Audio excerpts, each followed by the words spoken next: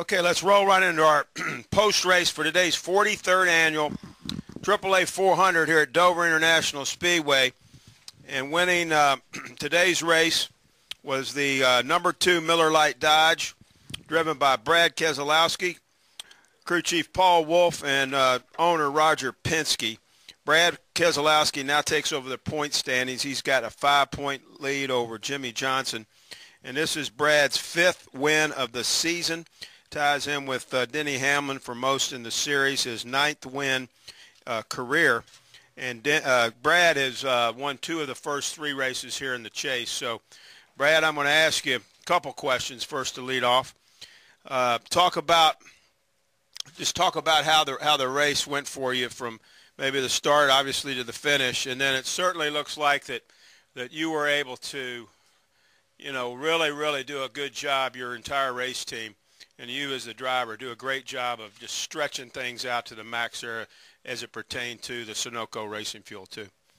Sure, thank you. Well, the first thing, I see the Chris Economy Mackie typewriter. See that, RP? Chris Economy, that's really great. And I want to thank the track and the sport that took the time to recognize Chris and even David. That's pretty cool. Chris, I read a lot of his stuff over the years, and I'm sure everyone else in here did too, so that's great. But happy for our day here today, obviously. And it's a long race. 400 miles at Dover is that's pretty darn grueling, to be honest. But my team just kept at it all race long.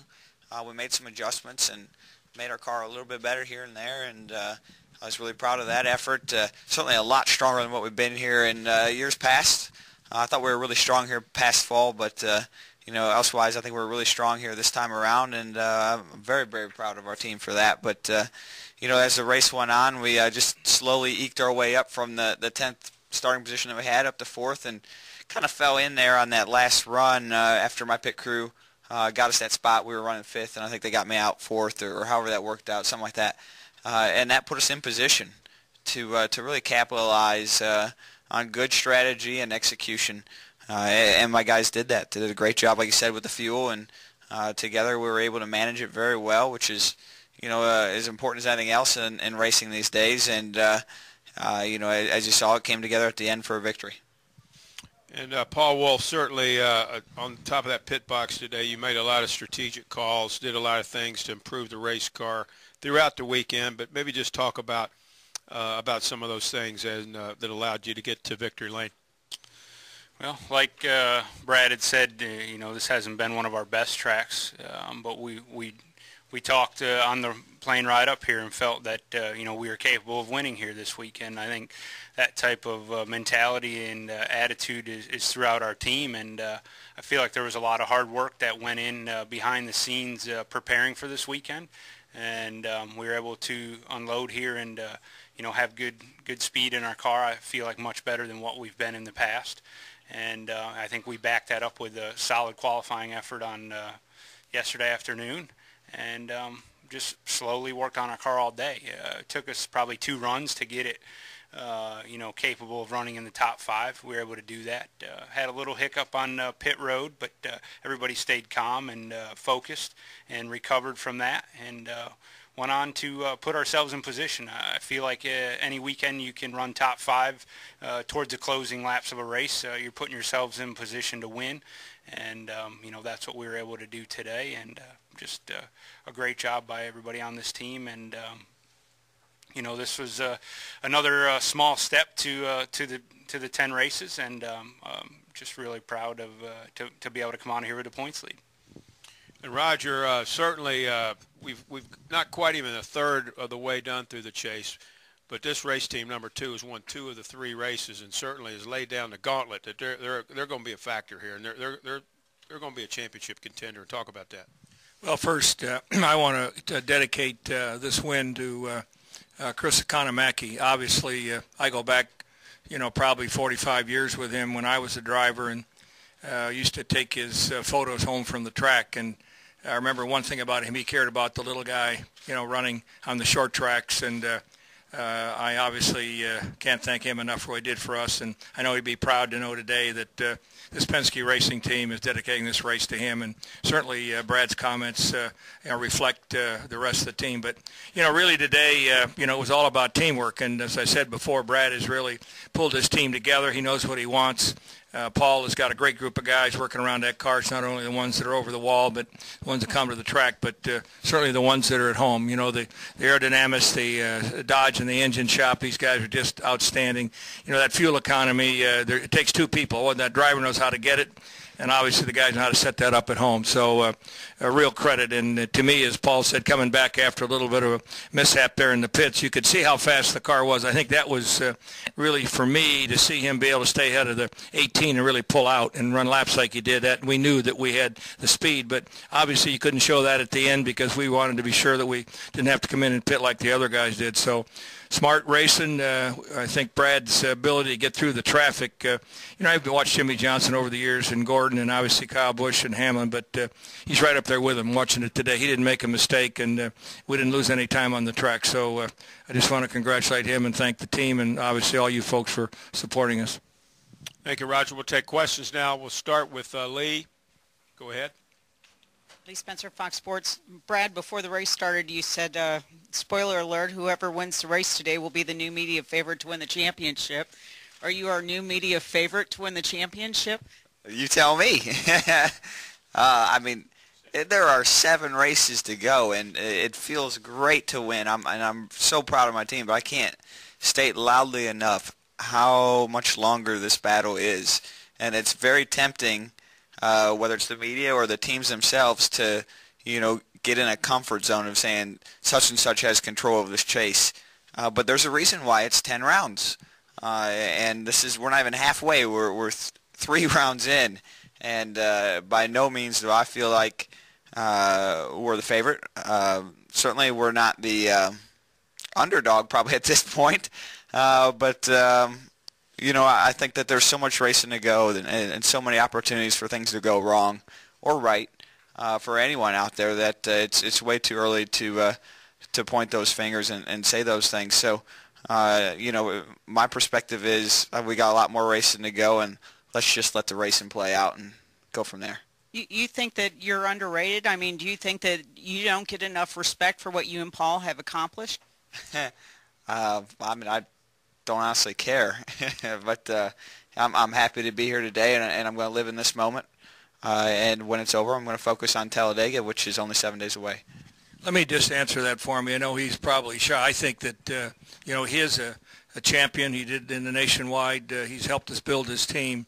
And I think that what he said to me quietly, let's just put the numbers on the board. And I think they show, what a team we have. But as he said earlier, we got 7 more rounds here. But, right now I think he's doing a terrific job, and I love the position we're in. Go ahead. Next question. Go ahead, Bob.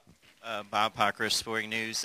Brad, do you feel like to win the chase you need to win or run well in a race like this, where maybe it's more a little more as much strategy as it is car? Yeah, I look at I think Tony won Loudon last year, and Tony set a heck of a template last year of how to win the championship, winning 5 of the races. And by no means do I want to infer that that's going to be the way it is this year, but he sent a heck of a message through the garage last year. And you look at his win at Loudon was similar nature. He had a good car with good strategy. And it's going to take both. Those are those clutch moments where a team has to come together, not a driver and not just a crew chief, a team. Everybody has to be on their game. And, that's why it's a championship team and not just a championship driver or a championship car. It's all of us together. Let's go to David Newton, and then we'll go to Marty, and then we'll go to the press box. Go ahead, David. Yeah, Brad, David Newton, ESPN.com. You said over the radio right after the race, said no weaknesses. Can you talk about what you mean by that? Well, everybody said coming to Dover this was going to be our weakness, and, I didn't believe it, and like Paul said, he didn't believe it. We felt like we could come here to win, and I'm sure I didn't say in my pre-race meeting I felt like we were going to win the race by any means, but we certainly felt like we had a great shot of it and weren't worried about our stats and not listening to those that say that this track was going to be our weakness. go Marty. Marty Smith, ESPN. This is for Paul. This might be a ridiculous assertion, but I just wonder, I know that crew chiefs study often past races and trends and all of those types of things coming into a weekend, certainly one of this level of importance.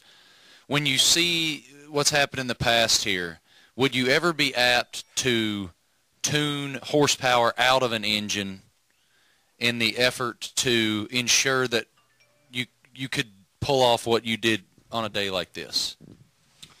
No, Marty, I think, the one thing that the Penske Engine Shop's done a great job is giving us the power and mileage, and we haven't really, they haven't really given me the option to sacrifice one or the other. They've just worked hard to try to get both, and I don't think there's been a race yet this year where we've, given up power for mileage, so that definitely wasn't our approach coming into the weekend, but, as I monitored the race as it was playing out and understanding where some of the other cars were mileage-wise, I felt like we were as good or better than, the guys running in front of us, and that obviously put us in the position to run the way we did and put the pressure on the 48. Let's go press box, and then we'll come back downstairs. Press box, question? Bill Fleischman, the Philadelphia Daily News for Roger. Roger, are you starting to get the feeling this might be your year for the first Cup championship? And I think it's surprising to a lot of people that this is the only Dodge team in the chase, that you might be able to do it under those circumstances. Well, I think we've been representing Dodge now for 10 years, obviously, and obviously it's our last year, and we want to go out on a high note. The performance to date through the chase and also the first 28 races has been really powerful from the standpoint of the team. Obviously, I look up to folks like Hendrick and Joe Gibbs and Childress and Roush and, the other teams that have been so good here, and we've never had a chance to get to the top. We were close a couple times with Rusty, but this competition is just very, very tough. A lot of smart people, a lot of experience, and I think you got to build it. I see how these other guys have done it. They haven't just done it overnight. They've built it with the people around them. I think when you look at Brad, and he and Paul have been able to attract the people that are giving us the performance on and off the track, and certainly Mike Nelson and Tim Cindric and the guys back at the shop and Travis Kaiser. There's just so many people now that are pulling on this, and these are people that maybe no one knew about here 3 or 4 years ago, but we sure know about them in our shop, and to me, that's made the difference, and we just got to continue to put our arms around those folks and say, let's keep going. And I think that Paul's a great leader, and the guy that's pushing us every day is Brad, and that's what we like. Let's stay at the press box for one more, and then we'll come downstairs. Go ahead. John Evans, Annapolis Capital. You talk about how this was a weak track from you, but I know you run well here in the nationwide, different races, different competition. How much of that could you carry over here in terms of confidence and maybe in the back of your mind feeling you weren't as weak as maybe people thought you were? Well, Paul and I talked about it for a little while. He ran really well before I started driving for him here in the Nationwide Series, and I ran really well before that, and together we came here and didn't run well at all. So I don't know why that was. But, you ascertain your confidence, to me, based on your success over the last few weeks, and that's really a good showing of the strength of your cars and your team. And like I said, the last 12 weeks, I think it's been 13 weeks, our cars have been really, really strong and getting stronger. And it's that perspective that I carry into the race weekend and nothing else, because I know that that's really what matters. I could be going to my best racetrack and know that we haven't ran well over the last few weeks, and that's not likely to change just because it's your best racetrack. So it's how you're performing together as a team, and I can't emphasize the word team strongly enough, because that's what this sport is, and it's easy to get caught up looking in stat books at drivers and forget about teams, and that's what this was today. It was a team effort. All right, let's go Jim Utter, Nate Ryan, and Seth Livingstone. Jim Utter, Charlotte Observer, for Paul and also for Brad. The first caution of the race, which happened in the middle of green flag pit stops, left about 6, 7, 8 cars on the lead lap. And as the race went on, for a variety of reasons, that number never really grew that much. Number one, were you surprised to see that for an incident that took place, considering it happened so early in the race? And number two, how did that affect your approach to the race the remainder of the day? I was definitely surprised that, especially with the wave around rules, that it never cycled back around. I thought, once some cautions fell, in the right time, guys would wave around and get more cars back on the lead lap. But it was definitely a different race than we've seen in a while. And there's definitely we look at the whole race and how it's playing out of decisions we make, when we're going to pit, when we're not.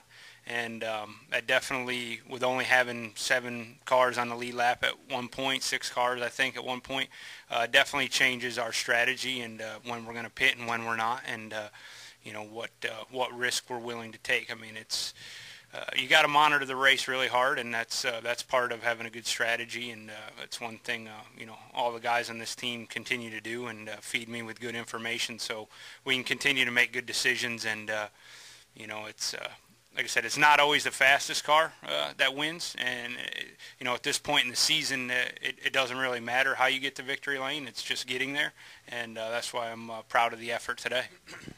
Let's go to Nate. Go ahead. I'm sorry. Yeah, Jim. Brad, you want to answer that question? And you're talking about strategy, I take it, and how it played. Started off with only about how on the strategy with where the yellows fell, Jim. Yeah. Yeah, I mean, it's weird how that works sometimes, and I think different tracks lend themselves to it.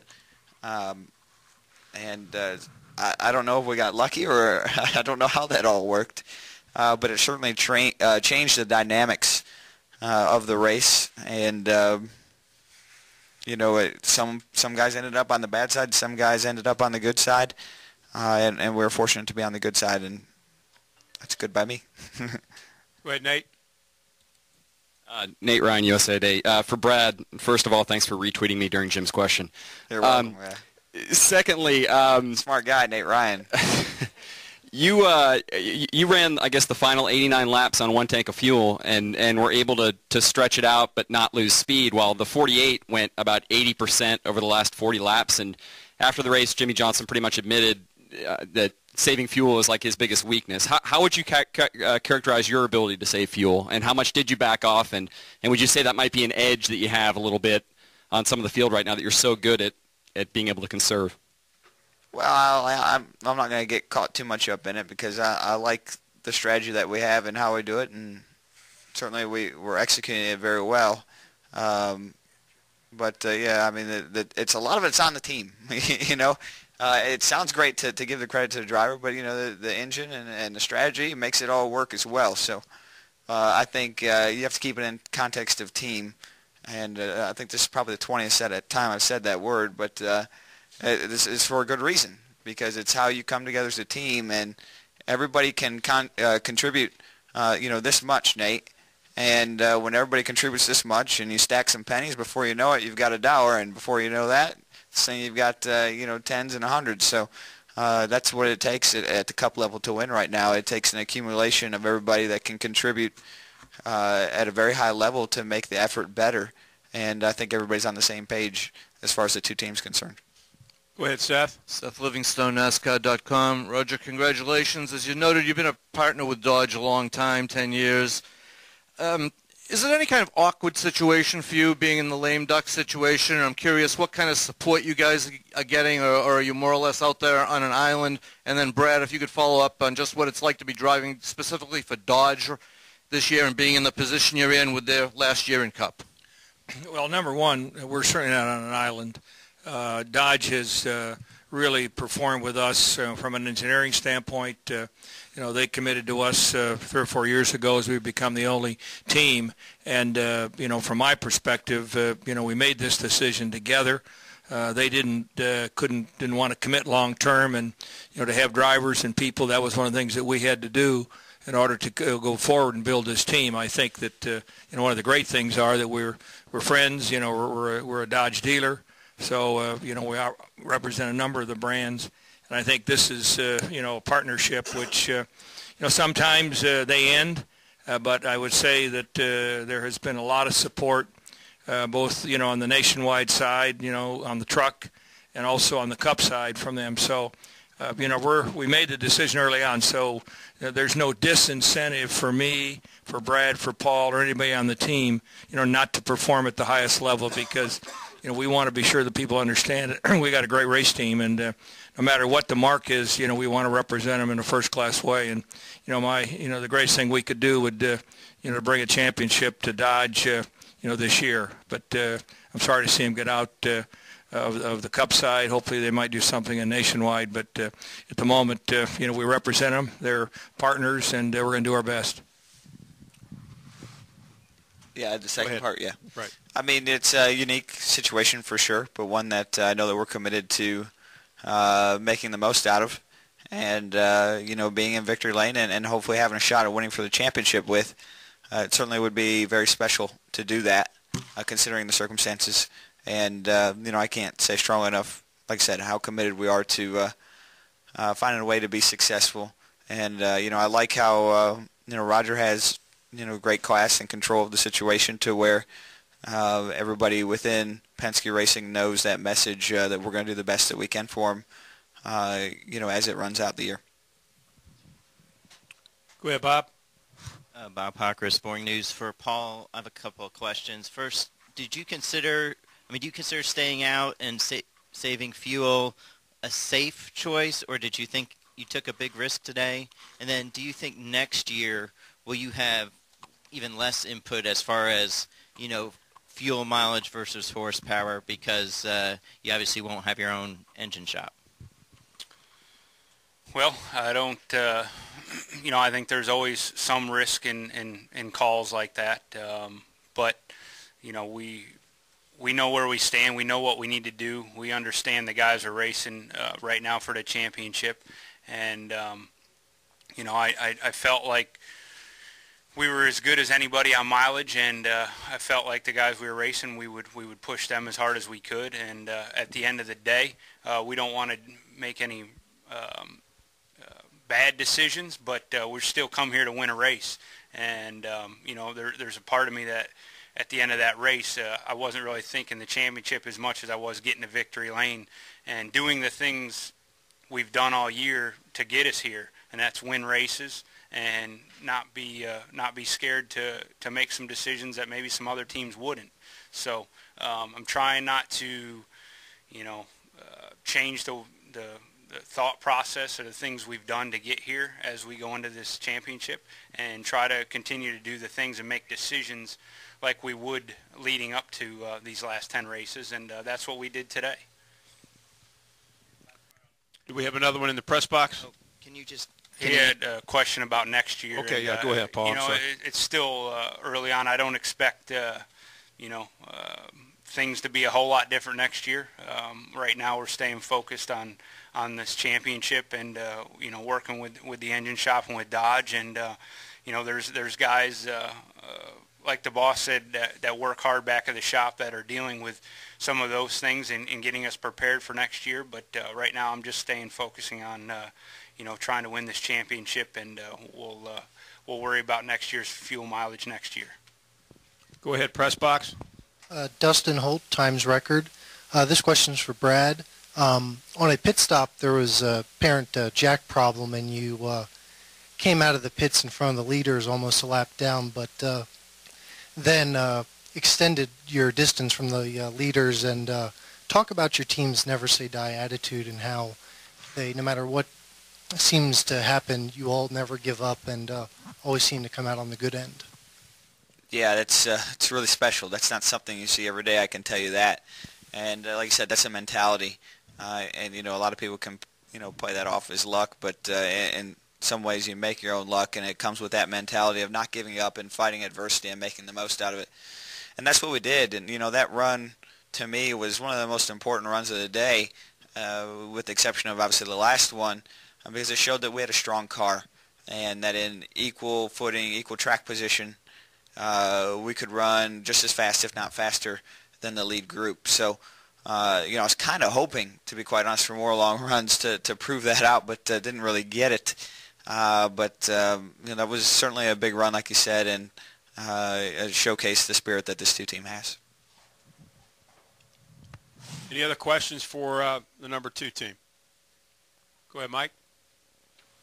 Mike Muller. With about 20 laps to go, were you confident that you had the game plan? You knew that the Gibbs cars were going to have to pit with about 10 to go, I guess. When did you feel confident that you knew what was going on in the race, barring a yellow at the end? I never did. I'm listening to the tone in Paul's voice, and I felt confident when I crossed the checkered flag. How about that? So why don't you answer that one, Paul? You seem like you were pretty confident. I mean, we had heard, I don't know what lap it was at the 18 and the 11 were going to go ahead and pit. The 48, we knew they were close, but understanding what their pit sequence was throughout the race, we kind of started to understand maybe where they were at mileage-wise, and we felt like if we rode right with them, and once we got past the 48, we felt like then we could go into full save and just monitor. I think the 24 had pitted earlier, so he didn't have to check up, but I knew we were close, but I'm also confident in Brad's ability to save, and I know he was working on that some when he was behind the 48, and we knew what number lap we had to go to full save to be able to make it. So as it might look a little risky, there's definitely some thought and process behind it of what we do. Definitely, I was nervous. I don't know who wouldn't be. I mean, it's a big race and a big win, and we saw the opportunity to go for it. And like I said before, I don't want to change the way we approach our racing. Try to stay focused on trying to win races, and that's what we did today. Let's finish up. One more question in the press box. Go ahead. This is John Evans from the Capitol again. My question's kind of along those lines. In your mind, how many miles did you have left? How close were you? I don't know, probably another 100. No, without giving up any secrets, how close were you? We could have been too far away. I don't know. No, I mean, we were within a lap or two. I think that's kind of where everybody was at. It's hard to say exactly. We had enough to do some burnouts and whatnot. So I'd say he did a great job saving for sure. Congratulations to Brad Keselowski, crew chief Paul Wolfe, and team owner Roger Penske on this win here today. And it's going to be 7 more great race weekends, and look forward to seeing you all at Talladega. Thank you. Yeah, we'll change right now. Take your time. No hurry.